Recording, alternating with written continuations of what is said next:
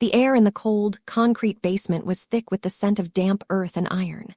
Sarah, 8 months pregnant and exhausted, felt the biting chill of the silver barrel against her temple. Vincenzo Moretti, the man the city called the Ghost, loomed over her, his shadow stretching long and jagged across the floor.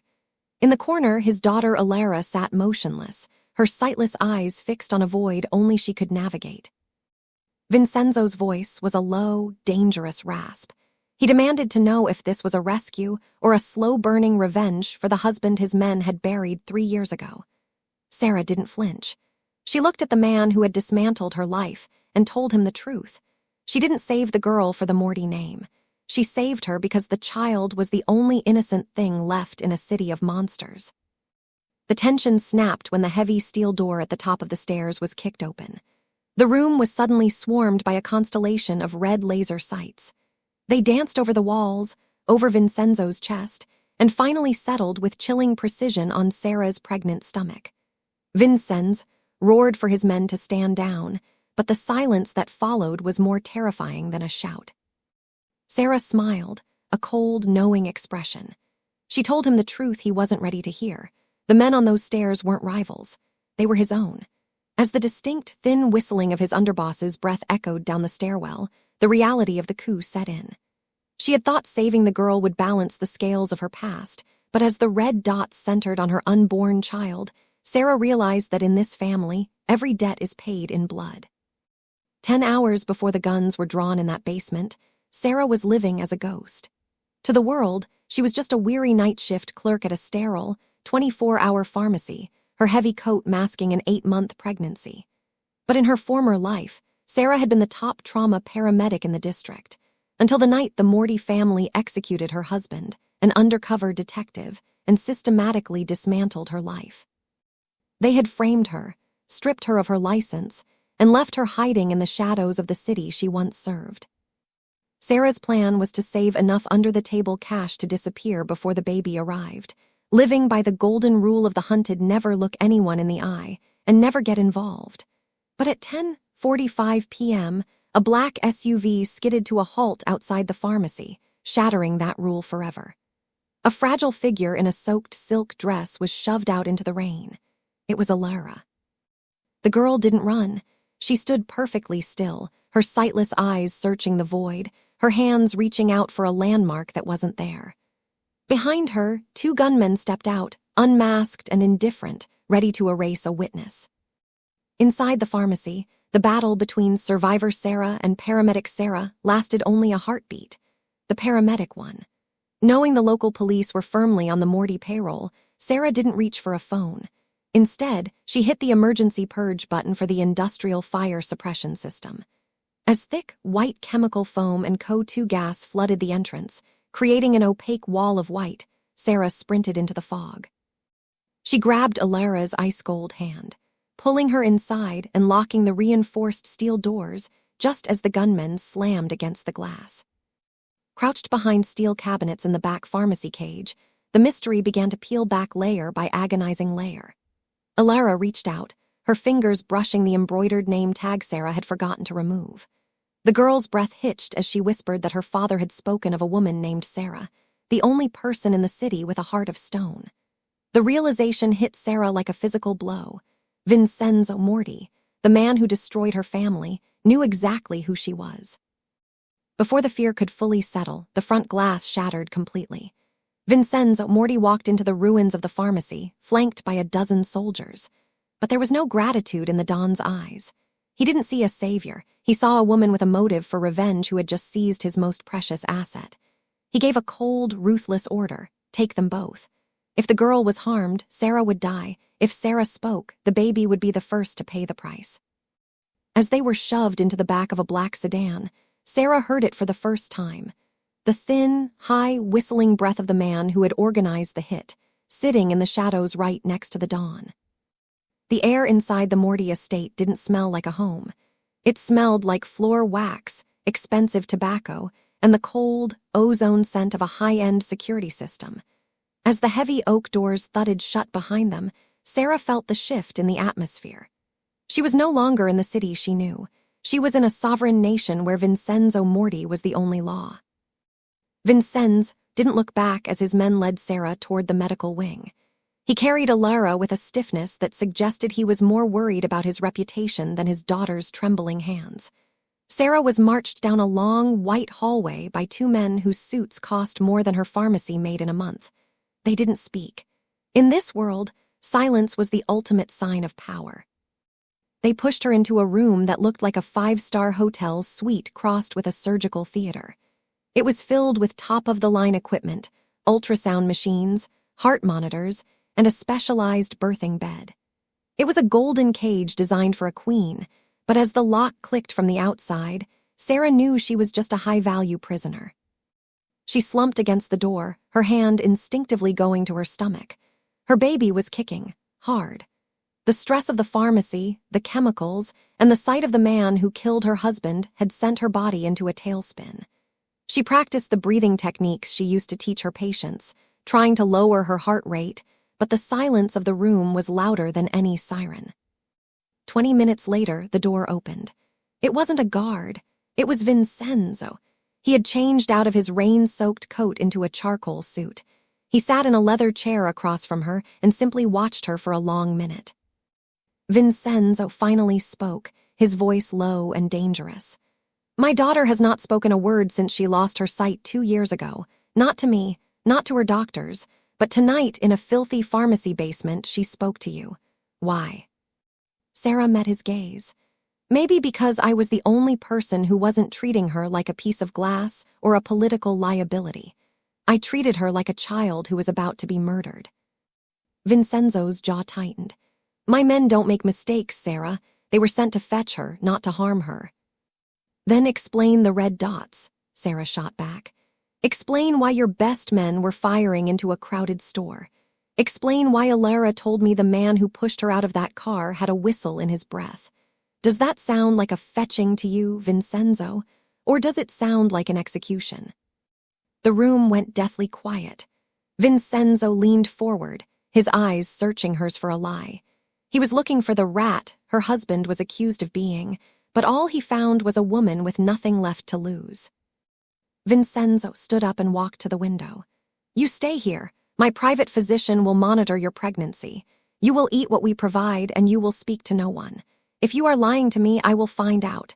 And if you are telling the truth, then the whistling man is the least of your worries, because it means the war for this city has already begun, and you've just placed yourself on the front line." As he exited, Sarah heard it again through the heavy wood of the door, a soft, rhythmic hiss whistle from someone standing in the hallway. The traitor wasn't coming for Alara anymore. He was coming for the woman who knew his secret. The door to the medical suite didn't just lock. It sealed with a heavy, pressurized hiss that made Sarah's ears pop. She was alone in a room full of machines that hummed like waiting predators. She paced the floor, her mind racing faster than her pulse.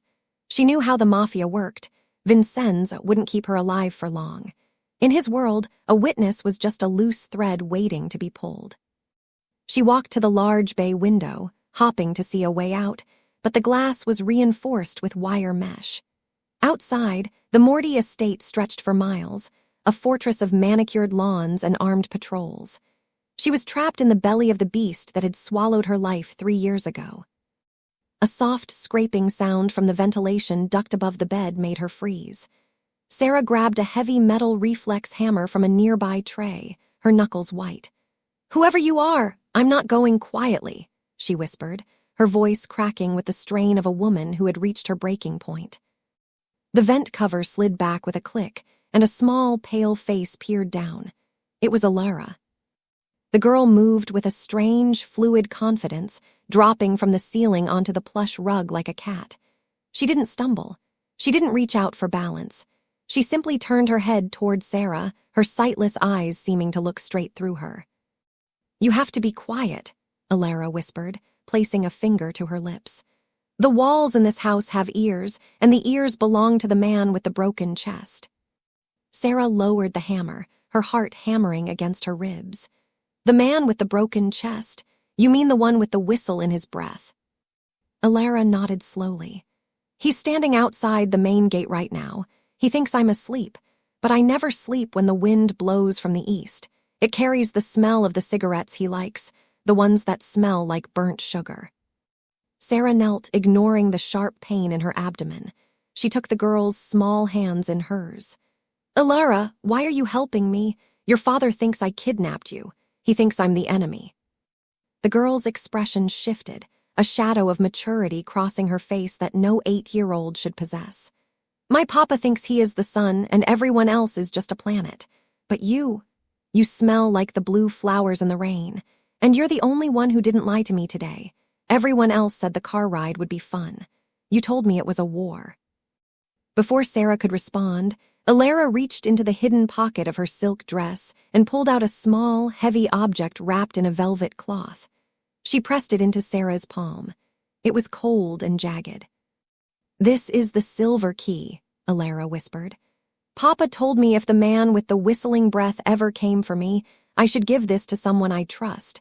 I don't trust the guards. I don't trust the doctors. I only trust the woman who shielded me from the glass." Sarah unwrapped the cloth. It wasn't a key at all. It was a high-capacity, military-grade encrypted flash drive. On the side, a small emblem was engraved, the crest of the city's Internal Affairs Division. Sarah felt the blood drain from her face. This was the evidence her husband had been hunting when he was killed. This drive didn't just contain mafia secrets. It contained the names of the Dirty Three, the 3 highest-ranking officials in the city who were on Vincenzo's payroll. But the moment was shattered. From the hallway, the heavy sound of boots approached. Not the steady rhythm of a guard, but a slow, deliberate pace. Step, drag, and then the sound that made Sarah's skin crawl, a thin, high-pitched whistle of air passing through a damaged lung. The whistling man was at the door. "Get under the bed," Sarah hissed, shoving Alara toward the shadows. "Now." The electronic lock on the door turned from green to red. Sarah stood in the center of the room, the silver key hidden in her palm, as the door slowly creaked open. The shadow that fell across the floor wasn't Vincenzo's. It was Marcus, the underboss, and he was holding a silencer-equipped pistol. He didn't speak. He just smiled, a slow, predatory grin that didn't reach his eyes. He raised the gun, pointing it directly at Sarah's pregnant belly. "Give me the drive, Sarah," he whispered, the whistle in his voice louder than ever. "And I'll make sure your baby is born before I kill you." The silence in the room was suffocating, broken only by the thin, mechanical wheeze coming from Marcus's chest. Sarah stood her ground, her feet planted wide to support the weight of her child and the sheer terror coursing through her veins.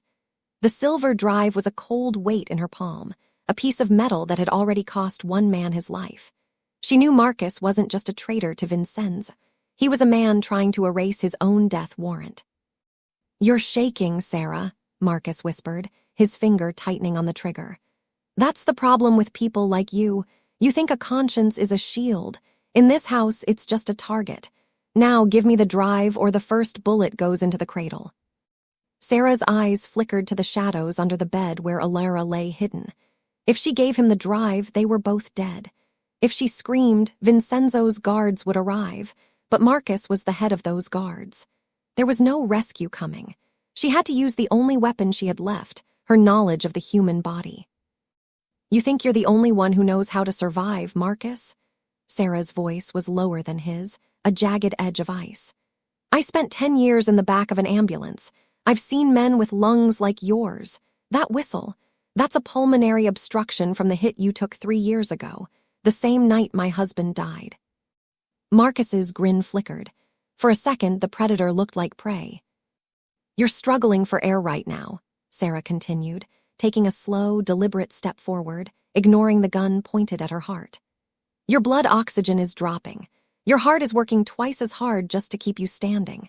You don't want this drive just for the money. You want it because the Dirty Three promised you a way out, a new identity and a surgeon who can fix what Vincenzo's enemies broke. But they lied to you." "Shut up," Marcus hissed, the whistle in his breath turning into a wet rattle. "They don't want a witness with a chronic medical condition." Sarah stepped closer, her eyes locked on his.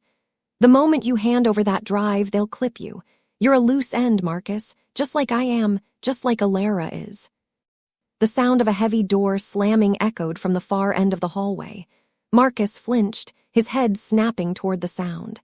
In that split second of distraction, Sarah didn't run. She lunged. She didn't go for the gun. She grabbed a heavy glass IV bottle from the bedside stand and smashed it against the edge of the metal tray. In one fluid motion, she drove the jagged glass shard into the soft tissue of Marcus's upper thigh, the femoral artery. Marcus let out a strangled cry, his gun discharging into the ceiling with a deafening thwack. He collapsed to one knee, blood dark and arterial, immediately soaking through his expensive trousers.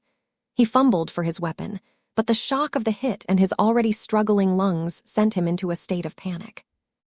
"Ilara, run!" Sarah screamed, reaching under the bed and hauling the girl out. They scrambled toward the servants' passage Ilara had used to enter. But as Sarah shoved the girl into the narrow, dark crawl space, she felt a sharp, agonizing squeeze in her abdomen that forced her to her knees. It wasn't the fear. It was a contraction, long, hard, and undeniable. Behind her, Marcus was crawling across the floor, leaving a red trail like a wounded animal, his hand reaching for the pistol he'd dropped. "The key," Marcus gasped, his face turning a sickly shade of gray. "You don't know what's on it." Sarah looked at the drive, then at the dying man, then at the dark tunnel where Ilara was waiting. She realized the drive didn't just have names. It had a timestamp for an event that was supposed to happen tonight. The information gap was finally closing. The coup wasn't happening next week. It is happening now. And the first explosion rocked the foundations of the mansion before she could take another breath. The explosion wasn't a roar. It was a deep, bone-shaking vibration that traveled through the floorboards and settled in Sarah's teeth. Dust rained from the ceiling of the medical suite, coating the polished floor in a fine gray powder. The lights flickered, died, and then groaned back to life in a dim, emergency red. In the corner of the room, Marcus lay slumped against the wall, his face the color of ash. He was no longer trying to reach for the gun. He was clutching his leg, his eyes glazed as he watched his own life leak out onto the white rug. Sarah gasped as a second contraction ripped through her, sharper than the first. She leaned against the doorframe of the secret passage, her knuckles white. She couldn't stay here. The smoke from the explosion was already drifting into the room, and with Marcus down, his loyalists would be swarming the wing within minutes to see if the job was done. "Sarah, the floor is screaming," Ilara's voice drifted from the darkness of the crawlspace. The blind girl wasn't talking about the noise, she was talking about the vibrations. "Many boots, not Papa's boots, they move like they are hunting." "I know, baby. I'm coming." Sarah gritted her teeth, forcing herself into the narrow tunnel. She pulled the heavy wooden panel shut just as the main door to the suite was kicked open. Through the slats of the vent, Sarah saw 3 men in tactical gear burst into the room. They didn't look like mafia soldiers.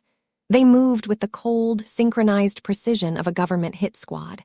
One of them knelt over Marcus, checked his pulse, and shook his head. "The target is gone," the lead man said into the radio. "And the woman, Marcus, failed. Initiate the secondary sweep. Kill anything that moves. We cannot let that drive leave the house." Inside the tunnel, Sarah held her breath, her hand clamped over Ilara's mouth. They were inches away from the men. Sarah could smell the grease on their weapons and the sweat of their desperation. These weren't Vincenzo's men. These were the Dirty Three's private cleaners. As the men moved deeper into the medical wing, Sarah began to crawl. The passage was cramped, intended for wiring and pipes, not a pregnant woman and a child. Every movement was a battle against the rising pressure in her womb. She felt the silver key tucked into her waistband, a cold reminder of why they were being hunted. "Ilara, listen to me," Sarah whispered, her voice barely audible over the distant sound of gunfire echoing through the mansion. "Where does this lead? I need a way to the basement, to the server rooms. If your papa is still alive, that's where he'll go to lock down the estate."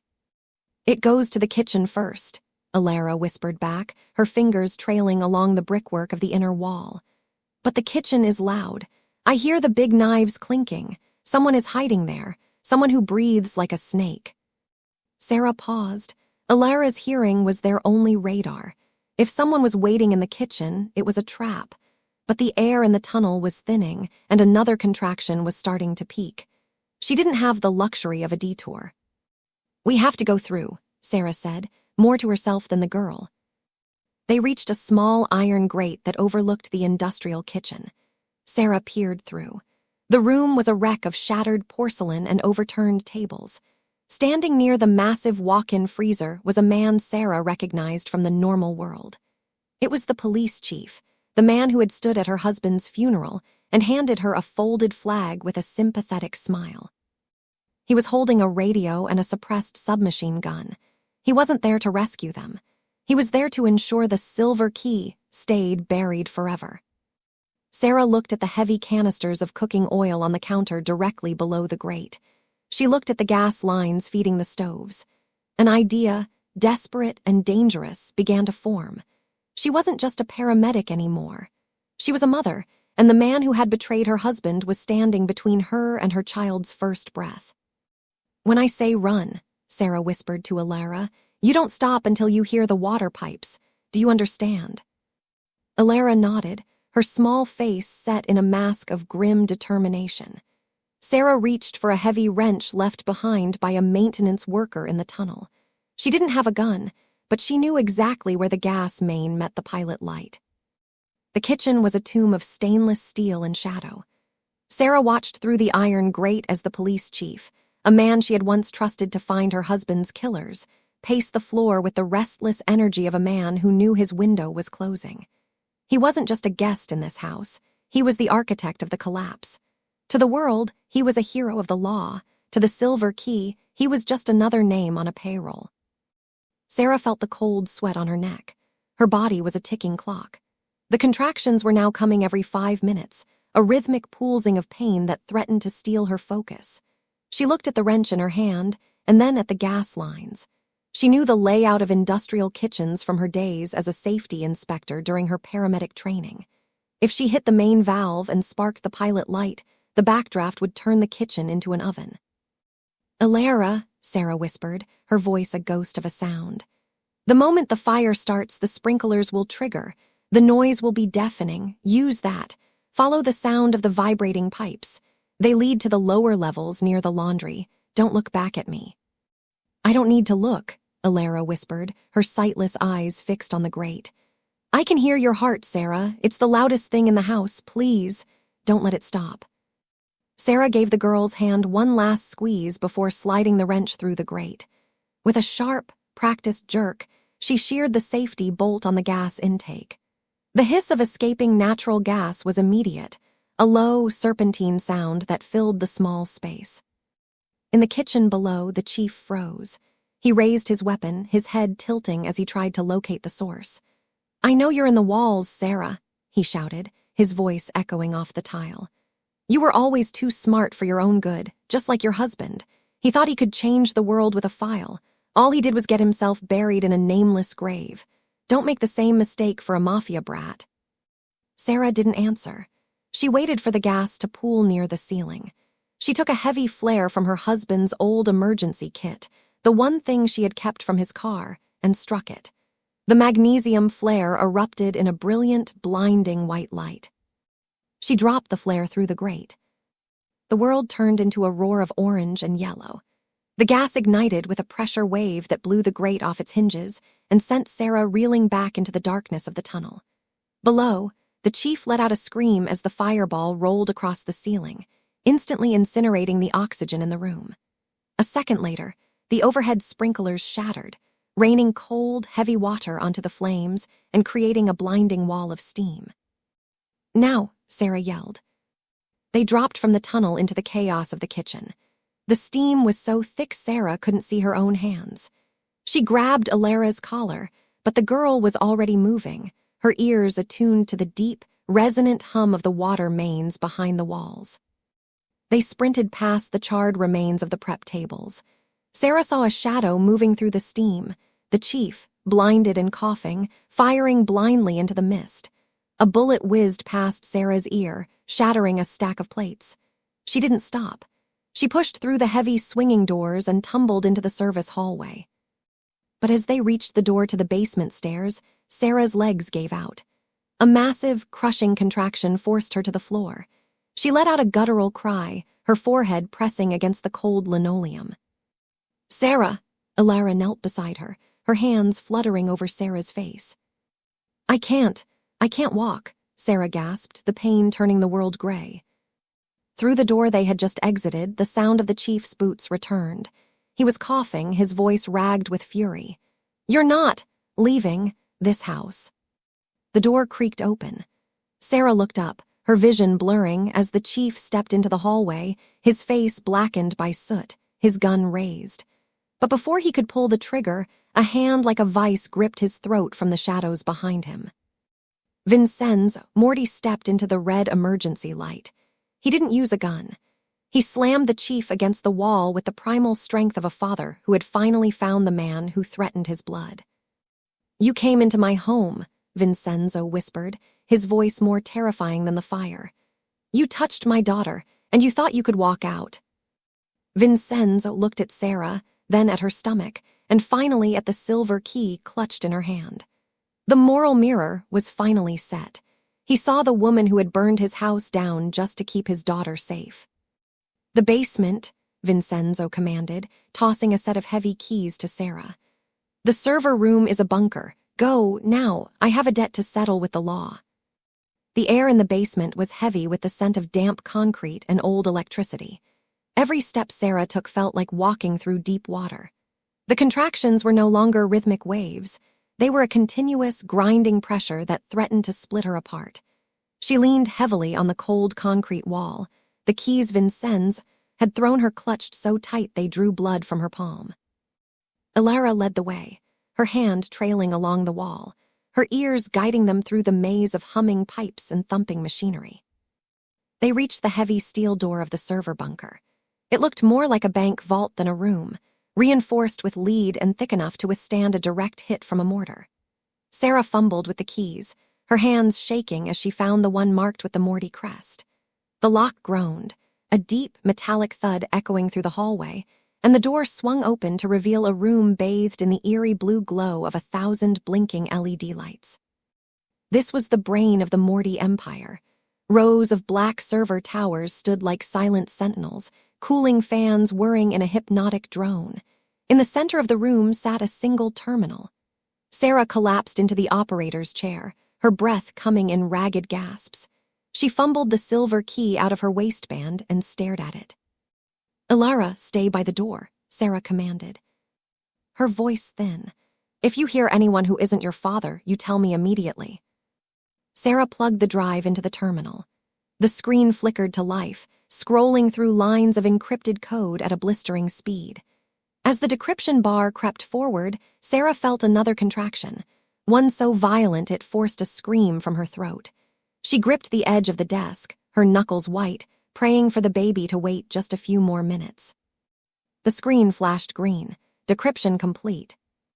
Sarah leaned in, her eyes scanning the files. It wasn't just a list of names. It was a digital map of the city's infrastructure, the power grid, the water treatment plants, and the emergency response frequencies. The Dirty Three hadn't just been taking bribes. They were planning a total blackout of the city to cover a massive heist of the Federal Reserve Vault. The coup in the mansion was a distraction, a way to kill Vincenzo and take control of his surveillance network to monitor the police response. A video file sat at the bottom of the folder, labeled with her husband's badge number. Sarah's heart stopped. She clicked it. The image was grainy, recorded from a hidden button camera. She saw her husband, Tom, standing in a rain-slicked alleyway. He wasn't talking to a mobster. He was talking to Marcus and the police chief. "You don't understand," Tom's voice came through the small speakers, crackling with static. "Vincenzo isn't the problem anymore. It's you three. You're going to burn this city down for a paycheck. I'm taking this to internal affairs." The video showed Marcus raising a gun, but the chief stopped him. "No," the chief said. "Make it look like a Morty hit. We need the widow to hate him. We need her to be our eyes inside his organization if he ever gets suspicious." Sarah's world shattered. Her husband hadn't been killed because he was a rat. He was killed to turn her into an unwitting pawn. Her grief, her 3 years of hiding, her hatred for Vincenzo. It had all been manufactured by the men who called themselves the law.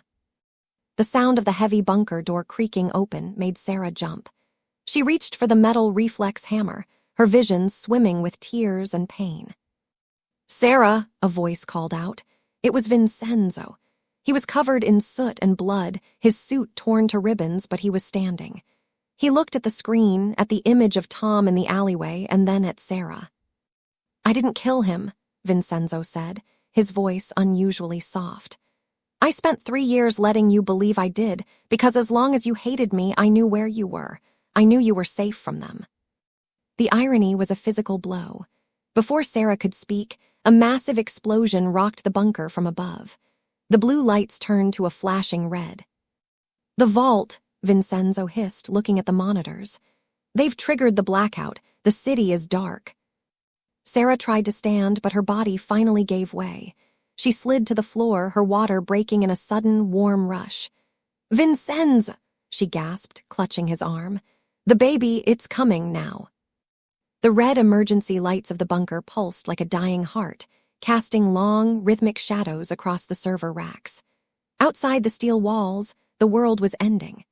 The city had plunged into a total blackout, and the muffled thuds of distant explosions vibrated through the foundation.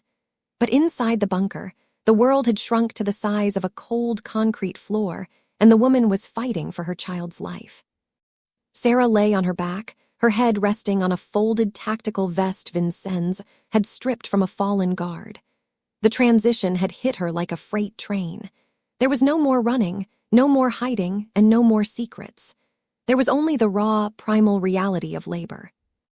"Vincenzo," Sarah gasped, her voice straining against the peak of a contraction. You have to do this. You were a soldier once, you've seen blood." Vincenzo Moretti, the man who held the city's life in his hands, looked down at his own palms. They were stained with the soot of the kitchen fire and the blood of the police chief. For the first time in his life, the Don looked terrified. He knelt beside her, his movements stiff. "I have killed men in rooms like this, Sarah," he whispered, his voice cracking. "I have never brought a life into one." "Then today is a first for both of us," Sarah shot back, her breath coming in short, jagged bursts. "Wash your hands. Use the high-proof alcohol in the medical kit. Ilara, stay by the terminal. If the screen turns yellow, it means they are trying to bypass the bunker's encryption. You tell me the moment the light changes." Ilara sat perfectly still at the desk, her fingers hovering over the keyboard she couldn't see, her ears tuned to the digital hum of the room. "The lights are steady, Sarah, but the air is getting heavy. The fans are slowing down." The blackout had cut the main ventilation. They were running on backup batteries, and the clock was ticking.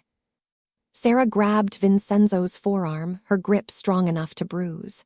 "Listen to me. When I tell you to push, you support the head. Do not pull. Do you hear me? If you fail me now, Vincenzo, I don't care how many men you have. I will haunt you until the day you die." Vincenzo nodded, stripping his charcoal jacket and rolling up his white sleeves. He was no longer a mafia boss. He was a man under orders. The next 20 minutes were a blur of agony and iron-willed determination. Sarah used the same clinical voice she had used on 100 ambulance calls, coaching herself and her enemy through the delivery. Between the waves of pain, she watched the monitors. The Dirty Three were moving through the city, their progress marked by the blinking icons of the grid she had unlocked. They were heading for the harbor, thinking they had left no witnesses behind. "I see the head," Vincenzo called out, his voice breathless. "Sarah, I see him." With a final, guttural scream that echoed off the cold steel of the server racks, Sarah gave everything she had left. The sound of a sharp, thin cry pierced through the hum of the dying cooling fans. Vincenzo held the infant with a reverence that seemed impossible for a man of his reputation. He cleared the baby's airway with practiced, steady fingers, and the cry grew louder, stronger, a defiant sound in a room built for death. "A boy," Vincenzo whispered, his eyes wet. He wrapped the child in his silk shirt and placed him on Sarah's chest. Sarah looked down at her son, his skin red and wrinkled, his tiny hands clutching at her damp hair. For a moment, the war outside didn't exist. The betrayal of her husband, the silver key, and the burning mansion were miles away. But the moment was shattered by a sharp, electronic beep from the terminal. "Sarah," Alara cried out, "the screen! The light isn't yellow, it's flashing purple, and the stairs. I hear the whistling again." Sarah's heart plummeted. Marcus wasn't dead. He had survived the leg wound, and he was coming to finish the job before the backup air ran out. The bunker's air had turned thick and metallic. The backup generators groaned, their low-frequency vibration rattling the server racks as the oxygen scrubbers finally failed. Sarah lay on the floor, her newborn son pressed against her skin, his small heart beating a rapid rhythm against her own. She was exhausted, her body shattered by the delivery, but the sound Alara described, the thin, wet whistle of Marcus's damaged lungs, acted like a jolt of adrenaline to her nervous system. Vincenzo stood up, his face hardening into a mask of cold granite. He picked up the silver .45 he had set on the desk and checked the magazine. He had 2 rounds left, one for Marcus and one for whoever was behind him. "He shouldn't be able to walk," Sarah whispered, her voice a raspy thread. "I hit the artery, he should have bled out in minutes." "Marcus was always too spiteful to die on schedule," Vincenzo replied, stepping toward the heavy steel door. "He's fueled by the Dirty Three's promises now. He knows if he doesn't bring them that drive, he's a dead man anyway." The heavy wheel of the bunker door began to turn from the outside. Marcus had the master override code. He wasn't breaking in, he was walking in. "Alara, get behind the cooling towers," Vincenzo commanded. "Sarah, hold the boy close. Do not move no matter what you hear." The door groaned open, scraping against the concrete floor. Marcus stumbled into the blue light of the server room. He was a ghastly sight. His expensive suit was soaked black with blood, and he had tied a crude tourniquet made of a leather belt around his upper thigh. He was leaning heavily on a submachine gun, using it like a crutch. His skin was the color of a guttering candle, and every breath he took sounded like a flute played through a throat full of glass. "Vincenzo," Marcus wheezed, his eyes darting around the room until they landed on the terminal where the silver key was still plugged in. "Give it! To me, the city is dark. The planes are waiting at the harbor. We can all get out." "There is no we, Marcus," Vincenzo said, leveling his pistol at his oldest friend's chest. "You brought the police to my door. You tried to kill my daughter. You are already a ghost. You're just too stupid to lie down." Marcus let out a wet, rattling laugh. "The police, Vincenzo, the chief is just a pawn. Look at the drive. Look at the file-marked Project Horizon. The Dirty Three aren't politicians. They're the men you've been paying to protect your ports for 20 years. They don't want your money anymore. They want your infrastructure. They want the city." Sarah, watching from the floor, saw Marcus's finger twitch on the trigger of his submachine gun. He wasn't there to negotiate. He was there to clear the room. "Vincenzo, the cooling lines," Sarah screamed. Before Marcus could lift the heavy barrel of his weapon, Vincenzo fired. The bullet didn't hit Marcus. It hit the pressurized coolant line running directly above the traitor's head. A jet of liquid nitrogen-based coolant hissed out in a violent, freezing spray. Marcus screamed as the sub-zero liquid hit his face and chest, instantly flash-freezing the moisture in his lungs and skin. He stumbled back, firing a wild burst into the ceiling, the bullets ricocheting harmlessly off the reinforced steel. Vincenzo didn't hesitate. He stepped through the freezing mist and fired his final round directly into the center of Marcus's forehead. The traitor fell backward, his body hitting the floor with a hollow, crystalline thud. The whistling stopped. The silence that followed was absolute, broken only by the soft whimpering of the baby. Vincenzo stood over the body for a long moment, then turned back to Sarah. He reached down and took the silver key from the terminal. "The blackout is still in effect," Vincenzo said, his voice void of emotion. "Marcus was right about one thing. The Dirty Three are at the harbor. They think they've won because they think I'm trapped in this bunker with a dead woman and a blind girl." He looked at Sarah, then at the child. He held out his hand to help her up. "My husband died for that drive," Sarah said, refusing his hand and using the desk to pull herself to her feet, clutching her son. "I'm not letting you use it to just start a new war.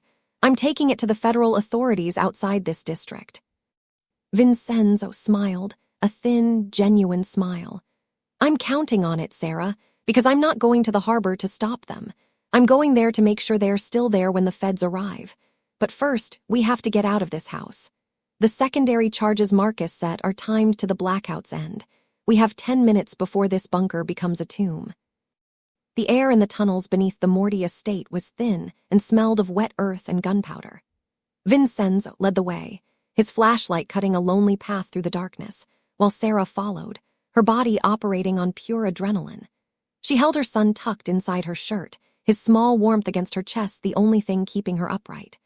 Alara gripped Sarah's hand, her ears tracking the distant, rhythmic ticking of the secondary charges Marcus had hidden in the mansion's foundations. "The ticking is getting faster," Alara whispered. "The house is nervous." "We're almost out," Vincenzo urged, throwing his weight against a rusted iron gate at the end of the tunnel. It shrieked open, revealing a hidden cove at the edge of the estate's cliffside, where a small, unassuming fishing boat was docked.